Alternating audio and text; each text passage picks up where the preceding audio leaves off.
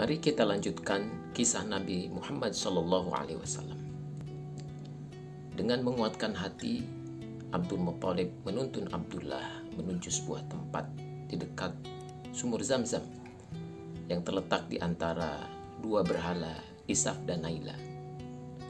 Di tempat itulah biasanya orang-orang Mekah melakukan pengorbanan hewan untuk dewa-dewa mereka. Namun, masyarakat semakin keras menghalangi Abdul Muttalib melakukan niatnya. Akhirnya kekerasan hatinya pun luluh. Baiklah, tetapi apa yang harus kulakukan agar berhala tetap berkenan kepadaku?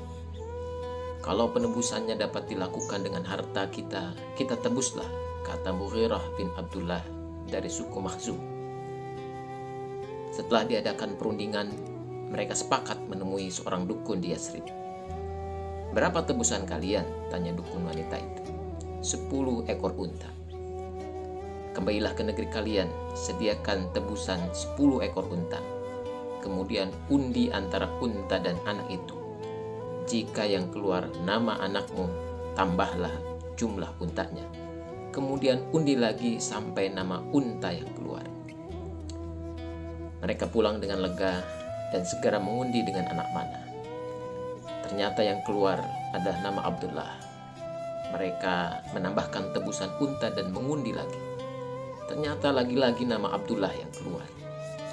Demikianlah Abdul Muttalib menambah terus jumlah unta. Ketika jumlah unta sudah mencapai 100 ekor, barulah nama unta yang keluar. "Dewa sudah berkenan," seru orang-orang. "Tidak," bantah Abdul Muttalib. "Harus dilakukan sampai 3 kali. Akhirnya setelah 3 kali dikocok, yang keluar adalah nama unta. 100 ekor unta itu pun disembelih dan dibiarkan begitu saja tanpa disentuh manusia dan hewan, karena mereka beranggapan bahwa unta itu untuk dewa.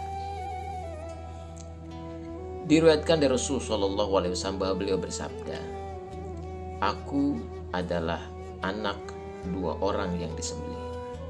Yang dimaksud oleh beliau adalah Nabi Ismail alaihissalam dan Abdullah ayahnya.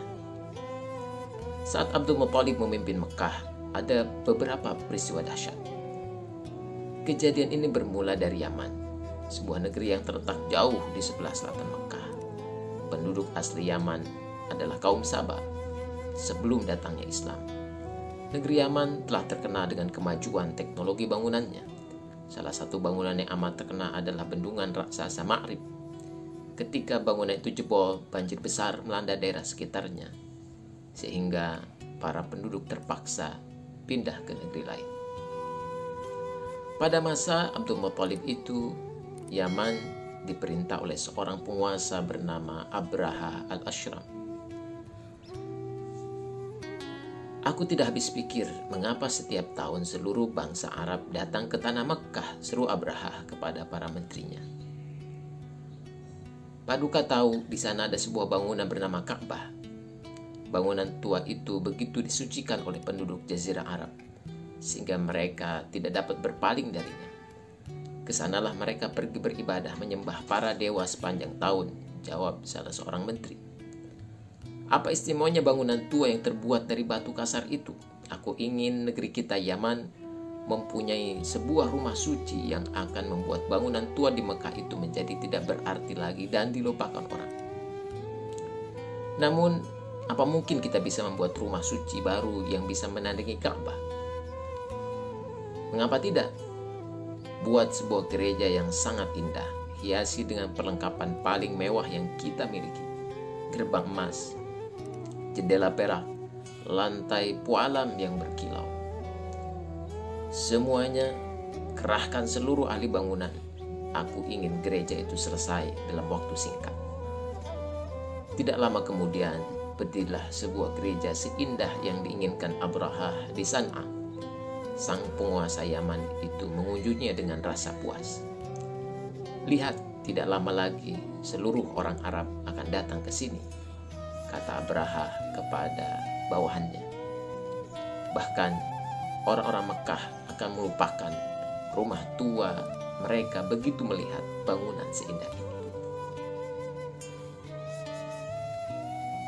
kita akan lanjutkan kisah Nabi Muhammad SAW dalam episode berikutnya.